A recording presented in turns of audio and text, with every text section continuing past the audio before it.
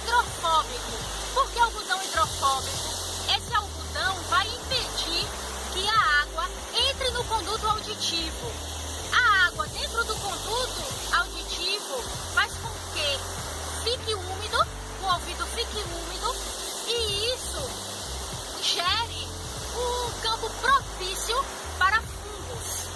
Normalmente, a otite ela ocorre por 3 motivos: fungo, ácaro e bactéria.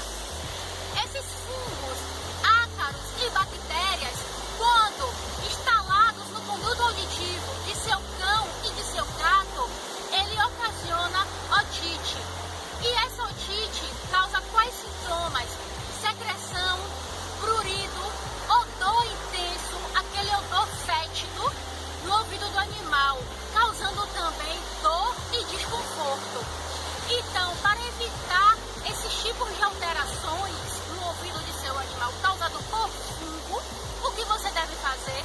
Sempre lembrar de colocar o algodão hidrofóbico no ouvido de seu cão, no ouvido de seu gato, quando for realizar um banho, quando for lavar a cabeça do mesmo, quando trouxer para tomar um banho de mar, para tomar um banho de rio. Então, essas foram algumas dicas de doutora Larissa Conceição sobre os cuidados que você deve ter com seu cão e com seu gato. Curta a minha página, siga o meu canal no Instagram, no Facebook. Vou deixar meu e-mail à disposição para críticas construtivas